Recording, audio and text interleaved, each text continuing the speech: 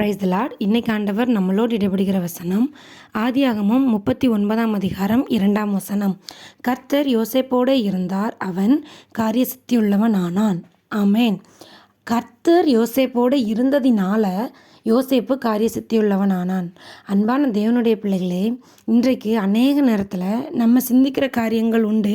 நான் செய்கிறது மட்டும் ஏன் ஆசீர்வாதமாக இல்லை, நான் ஒரு தொழில் செஞ்சால் மட்டும் ஏன் நஷ்டம் அடையுது, நான் கையிடுகிற எல்லா காரியத்துலேயும் நான் தோல்வியை சந்திக்கிறேனே ஏன், எனக்கு மட்டும் ஏன் நான் நினைக்கிறது நடக்க மாட்டேங்குது, நான் இப்படி நடக்கும் நன்மையானது கிடைக்கும்னு சொல்லி ஒரு காரியத்தை செய்கிறேன், ஆனால் எனக்கு அது தோல்வியாக வந்து நிற்குதுன்னு சொல்லி அநேக நேரத்தில் நம்ம யோசிக்கிறது உண்டு.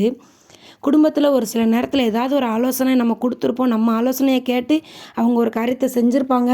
அந்த இடத்துல ஏதோ ஒரு பிரச்சனையோ இல்லை ஒரு தோல்வியோ ஆசீர்வாதங்கள் இல்லாத ஒரு சூழ்நிலையோ வந்திருக்கும். அப்போ நம்மளை தான் வந்து சொல்லுவாங்க, உன் பேச்சை கேட்டோம் அப்படின்னு சொல்லி. அப்படி அநேக காரியங்களை நம்ம கடந்து வந்திருப்போம்.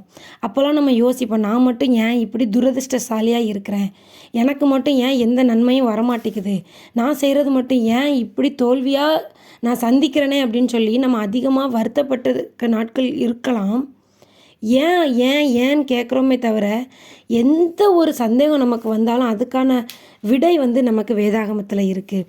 இன்றைக்கு நம்முடைய இந்த ஏன் அப்படிங்கிற கேள்விக்கு ஆண்டவர் பதில் தருகிறார்.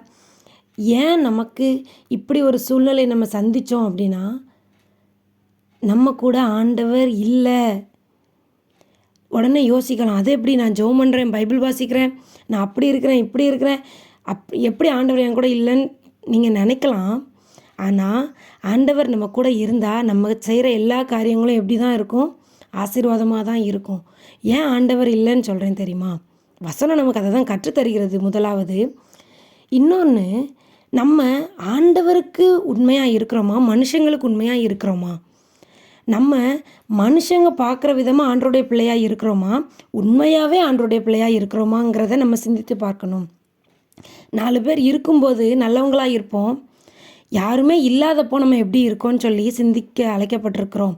யோசேப்பு எவ்வளோ பெரிய தப்பு பண்ணுறதுக்கு யாருமே இல்லாத ஒரு சூழ்நிலையில் வாய்ப்பு வந்த போதும் என்னை என் தேவன் பார்த்து கொண்டு இருக்கிறார் அப்படின்னு சொல்லி அந்த பாவத்துக்கு விலகி ஓடினான்.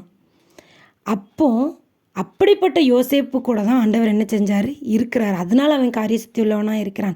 நம்ம எப்படி இருக்கிறோம், மனுஷங்க முன்பாக நம்ம டிவி பார்க்க மாட்டோம், புறம் பேச மாட்டோம்னு சொல்லி நினைக்கிறோம். நம்ம இருதயம் எப்படி இருக்குது, நம்முடைய தனிமையில் நம்ம எவ்வளோ பரிசுத்தமாக இருக்கிறோன்னு சொல்லி ஆண்டவர் எதிர்பார்க்கிறார். எப்போவுமே ஆண்டவருக்கு பயந்துருங்க, காரிய சுத்தியுள்ளவர்கள் ஆவீர்கள். God bless you.